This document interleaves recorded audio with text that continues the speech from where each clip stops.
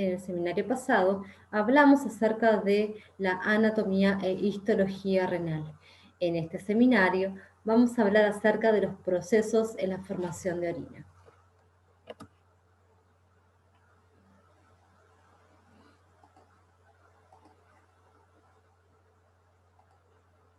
Los procesos básicos de formación de orina son la filtración, que se llevan el 20% del gasto cardíaco, con una filtración de 190 litros de plasma por día, y la reabsorción y la secreción tubular. El proceso de filtración glomerular se lleva a cabo en el glomérulo, mientras que la reabsorción y la secreción se llevan a cabo entre los capilares peritubulares y el sistema de túbulos. El flujo sanguíneo renal es el volumen de sangre que fluye al riñón por unidad de tiempo. Y el flujo plasmático renal se refiere al plasma que fluye al riñón por unidad de tiempo. El filtrado glomerular es la sumatoria del filtrado que realizan todos los glomérulos. La fracción de filtración es una relación entre el filtrado glomerular y el flujo plasmático renal y expresa el porcentaje del flujo plasmático renal que se filtra, que es alrededor de un 20%. De esta forma podemos observar al flujo plasmático renal que depende de la presión arterial. El flujo plasmático renal existe un porcentaje que es la fracción de filtración solamente que se filtra en un 20%. El resto transcurre por el sistema capilar peritubular. En este dibujo también podemos observar el resto de los procesos de reabsorción y secreción que van a llevar a cabo la formación de orina que finalmente será excretada. La filtración se lleva a cabo en el glomérulo y se realiza el ultrafiltrado del plasma, que sería el plasma sin las proteínas. La filtración depende de la K de conductividad y el área de superficie, y también depende de la presión neta de filtración. En principio vamos a hablar de la presión de filtración neta. La presión de filtración neta depende de las fuerzas de Starling. Son 4 fuerzas que actúan en el capilar y que regulan la distribución de líquidos entre diferentes compartimientos. Estas 4 fuerzas son la presión hidrostática capilar, la presión oncótica capilar, la presión hidrostática del espacio de Bowman y la presión oncótica del espacio de Bowman.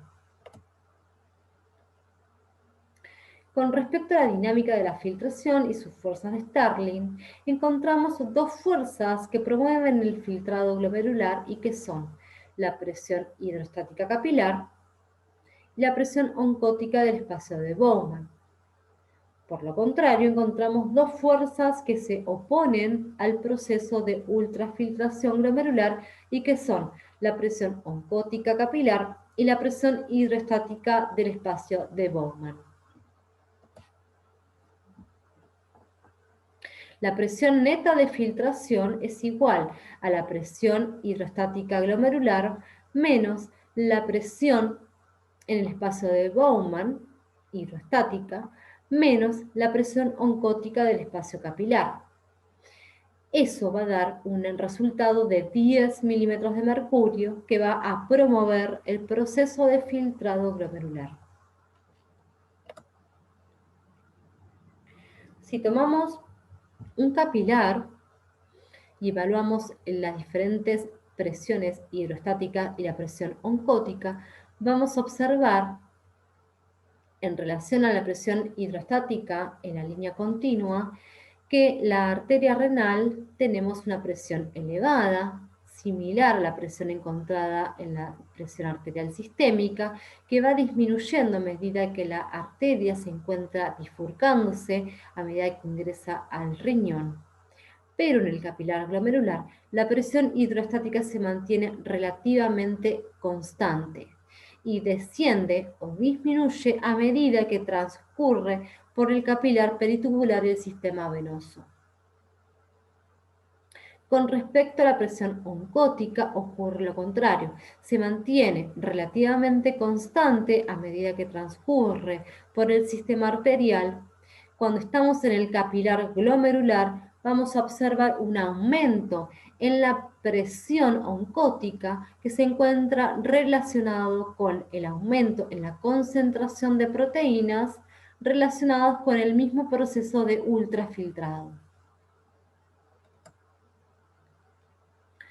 De esta forma, en cuanto al capilar glomerular, vamos a encontrar una presión hidroestática relativamente constante y una presión oncótica que va aumentando a medida que transcurrimos el capilar glomerular, porque aumentamos la concentración de proteínas por el proceso mismo de ultrafiltrado.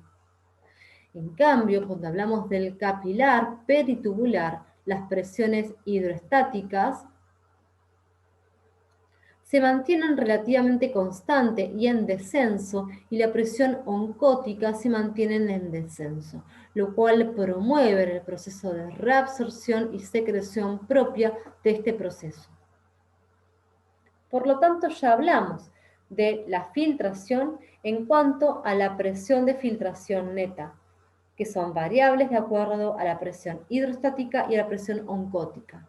Ahora vamos a hablar acerca del otro determinante del filtrado glomerular, que es la constante de conductividad y el área de superficie. Se trata del coeficiente de filtración y representa las propiedades del capilar en cuanto a su capacidad de permeabilidad, superficie y fenestras.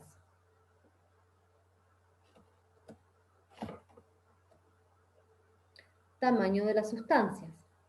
La capacidad de filtración de las sustancias por los capilares glomerulares disminuye conforme aumenta su peso molecular. También sucede lo mismo en cuanto a la carga de las sustancias. Cuando las cargas de las sustancias son positivas, la capacidad de filtración se ve favorecida. En cambio, cuando la carga de las sustancias es negativa, se dificulta el proceso de filtrado glomerular.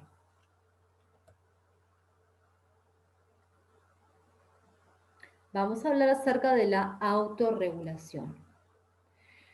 La autorregulación es la capacidad que tiene el riñón de mantener la presión hidrostática del capilar glomerular estable, más allá de las variaciones que sucedan en la presión arterial sistémica. Los mecanismos de autorregulación dependen del reflejo miogénico, de la retroalimentación túbulo-glomerular y del sistema neuroendocrino. Con respecto al reflejo miogénico, la distensión de la pared vascular aferente provoca la apertura mecánica de los canales de calcio en las células musculares de la capa media. O sea que con el aumento en la presión arterial se genera una vasoconstricción refleja de la arteriola glomerular aferente. La retroalimentación túbulo-glomerular. El aumento de la velocidad de flujo glomerular genera el aumento de la llegada de cloruro de sodio a los sistemas tubulares distales.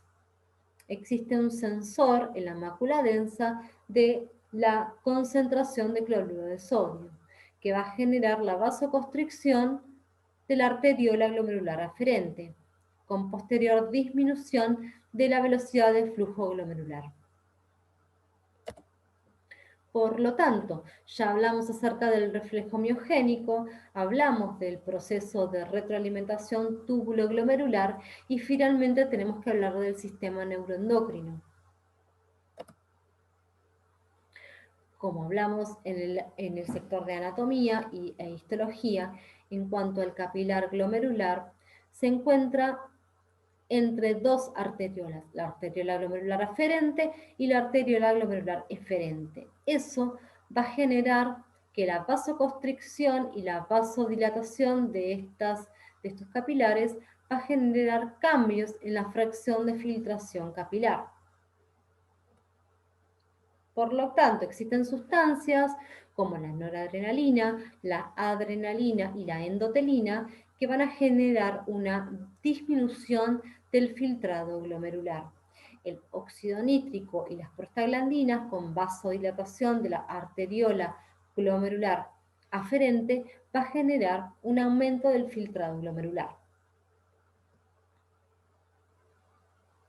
Aparato yuxtaglomerular. El aparato yuxtaglomerular va a censar modificaciones en cuanto a la concentración de cloruro de sodio en la mácula densa y va a generar aumento en la concentración de renina por parte de las células yuxtaglomerulares.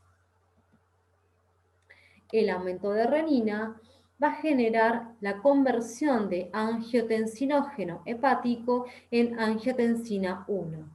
La angiotensina 1 en el pulmón, a través de la enzima convertidora de angiotensina, se va a transformar en angiotensina 2.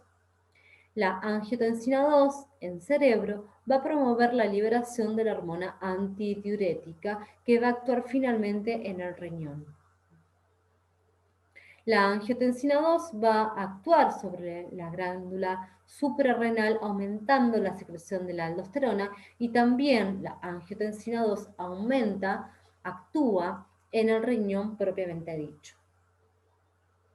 En forma sistémica o global generan la disminución de la excreción de sodio y de agua por parte del riñón. Por lo tanto, la angiotensina 2 va a generar la vasoconstricción de la arteriola glomerular aferente y también, en mayor grado, de la arteriola glomerular eferente. También va a generar la vasoconstricción del mesangio, disminuyendo la superficie de filtración glomerular. La adrenalina y la noradrenalina actuarán a nivel de receptores alfa 1 en la arteriola glomerular aferente, generando vasoconstricción con disminución del flujo sanguíneo renal y posteriormente del filtrado glomerular. La angiotensina 2 actúa principalmente sobre la capacidad renal de eliminar el cloruro de sodio. Por lo tanto, ante una caída en la presión arterial y del volumen intravascular, aumentará la secreción de la aldosterona. También generará vasoconstricción de la arteriola glomerular eferente y también aumentará en forma directa la reabsorción tubular de cloruro de sodio en el túbulo contorneado proximal. Por lo tanto, encontramos diferentes sustancias vasoconstrictoras y vasodilatadoras. Las sustancias vasoconstrictoras van a generar una caída del flujo sanguíneo renal. Estas son la noradrenalina a través de receptores alfa 1, la hormona antidiurética, los leucotrienos, tromboxano A2, serotonina, angiotensina 2. Las sustancias vasodilatadoras que generan un aumento del flujo sanguíneo renal son el óxido nítrico, las prostaglandinas, la dopamina, histamina y acetilcolina.